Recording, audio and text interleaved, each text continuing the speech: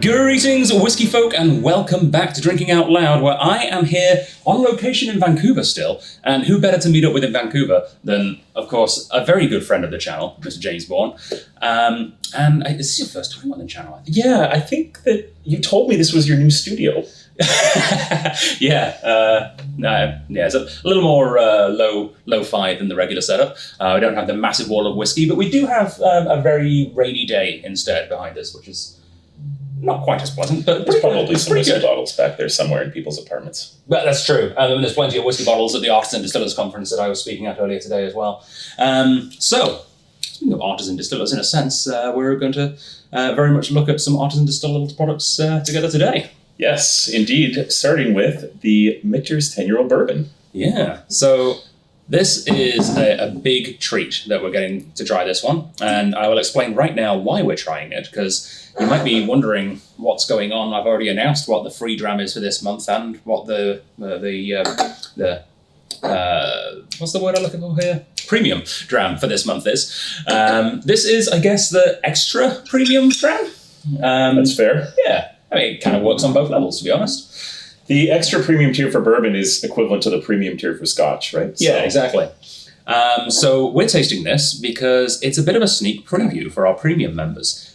You can come in and try this whiskey from now for about a month or so until I randomly decide it's had its time. Or it's empty, one of the two. And in a couple of months, you'll be able to buy it, potentially, because we are actually getting some of the premium Michter's products here at the Strath. A little later than some other places might be getting it here in BC, but you've probably got a better chance of getting it through our club. I would say that's the lottery will be a little smaller. I mean, I have to sleep over somewhere. Exactly, yeah. All you have to do is be a premium Strath member, which is super easy, barely an inconvenience, to quote one of my favourite YouTubers. Go to our website, strathliquor.com, click on the clubs, click on premium, and you can sign up either annually or monthly, and there's a whole heap of benefits, including first pick access to some of the rare releases like this, and also, I think, the 10-year-old rye, and I think if I twist his arm enough, I might get some of that toasted barrel rye as well. Let's hope so. All right. But yeah, Michter's 10-year bourbon. Yeah, so this has been gone for a while, of course. Mm-hmm. It was gone for about a year and a half. And we don't know exactly kind of how that broke down, but basically the idea was that when they were blind tasting barrels, for the selection every year, they felt that last year they just didn't have the right mix of barrels and that they would wait another year. And what I noticed when this came out this year is that there definitely seems to be a little bit of a stylistic shift. Mm-hmm. And right away, you notice the color is a little bit darker. Now, Michter's 10-year-old bourbon, I always think it's very intensely flavored, but it always has had a certain elegance and balance to it, especially for a whiskey that's been aged, more than 10 years in a first fill barrel. Mm-hmm. But this year, I really noticed it seems like it's even more rich. Like it is a little bit more on that like decadent, kind of full-bodied and thicker spectrum than previous releases. And it's interesting. So a little behind-the-scenes admission here. This is actually our second time trying to do these videos. James was in Victoria a few weeks ago. How dare you? And I recorded the whole thing without any audio, which is why all of the bottles are open and there's already some missing. There's probably some sort of psychological thing where maybe we just wanted to do this all over again. Kind of, yeah. But here's a tasting note that I absolutely did not get last time because it wasn't fresh in my mind. I just had at the Artisan Distillers Conference some Nocino, and I totally get that on the nose. Yeah, that makes sense. Which is green walnuts, is it? Is that what Nocino? Yeah, I think so. Yeah, I mean, you'll still get all those usual, campfire, toasted marshmallow, the graham cracker. It all comes in there. It's rich. It is very decadent, but... Mm-hmm. So Michter's is one of those interesting phenomenons in whiskey. I'm sure, as you're aware, there's a term floating around on the internet, tater. I haven't heard this. No, you've not seen tater? I'm not. Please tell us. I assumed it was short for something. I was like, is it spectator or something? It's this, a tater is someone who chases after the super rare releases and the limited editions. We don't know what that is in whiskey. I know, right? And gets 2 or 3 bottles of Pappy Van Winkle, and for some reason always takes a shot of it resting on their crotch against the steering wheel in their car outside the liquor store, and it's sealed, and it'll probably never be opened. And they post it all over Reddit. Yeah. It's such a common term on the internet now that they actually refer to whiskies like that as tater bait, which I think is great. Yeah, it's well, we try to fight that a little bit, and that's part of the reason we make it really easy for like restaurants, for instance, to get bottles of this. Exactly, and it feels like Michter's is one of those brands that the taters want to tate, and the Michters say no. Yeah, no, it's a good point. I can confirm they actively are trying to discourage that. I mean, they're aware that these bottles show up at auctions and that they flip hands on secondary, but they are at least trying to fight that a little bit. And, you know, we have a little bit of control that way, but look, we realize some of these bottles do end up getting flipped and anything that's desirable.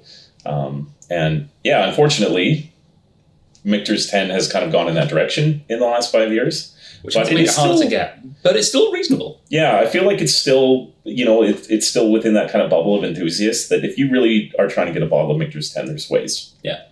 Which, like us. Hello. Exactly. And there's ways to go and find it in bars as well. You don't have to look that hard to find a bar that carries some of the higher end Michter's products. Yeah, like even in Victoria, I believe, you know, Artemis and Clive's for sure have, and the new Top Table restaurant, I forget what it's called. Yeah, and Fathom's got some of them from the last year. There you go. Too. Yeah. There you go. So yeah, there's places.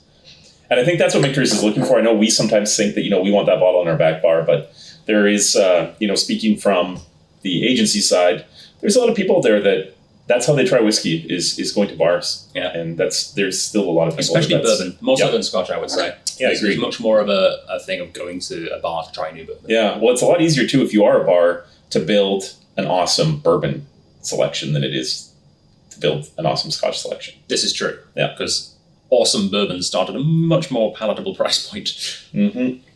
I mean, even this one, like, so this is pricey for a bourbon, but is a perfectly regular price point for other premium spirits. Yes. Which is strange, because bourbon still has that thing. There's still people on the internet complaining about the price creep on bourbon. Which is fair, it's definitely gone up, but like not the way that other things have.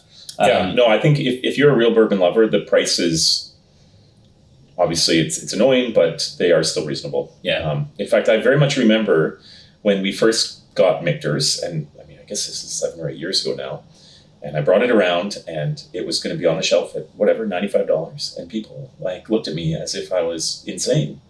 And of course, even at that time, there was dozens of bottles of Scotch on the shelf for well over $100, but it's all up here. It's Absolutely. all up here.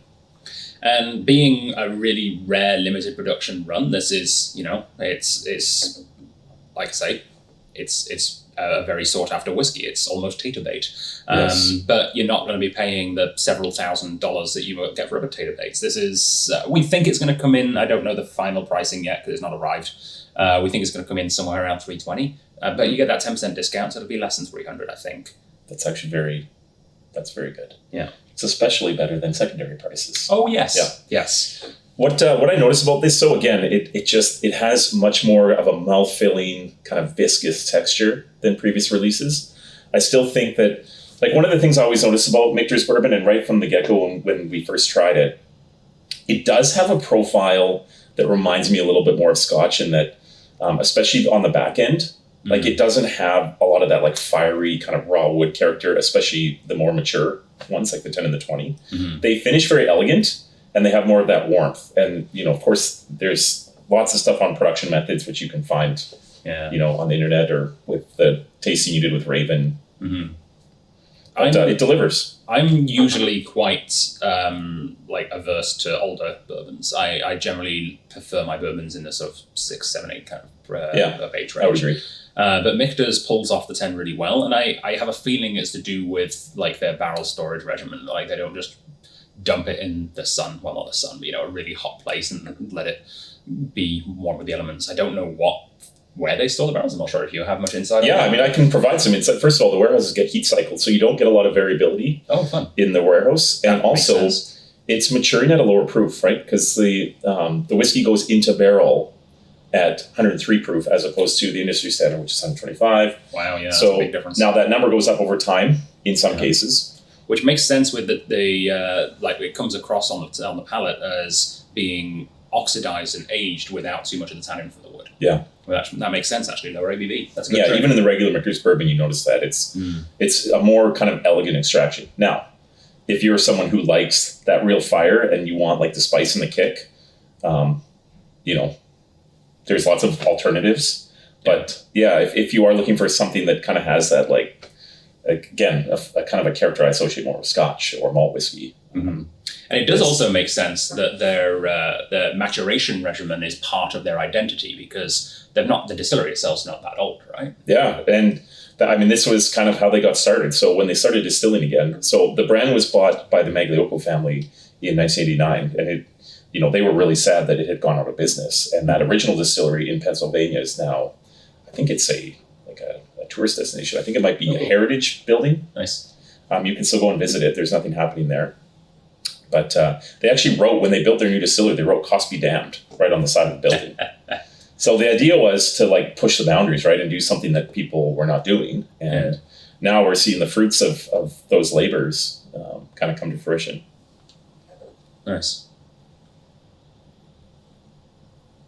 Yeah, it's really interesting because like it says right on the label, it's single barrel Kentucky straight bourbon, but it feels to me like it's got more in common with like the newer bourbon distilleries up north that have that sort of slightly more temperate temperature. Like I imagine this would be, I've not had any old ones from them, but like some of the bourbons that are made up in like Wheeling, Illinois, there's that really great bourbon place, Opidan.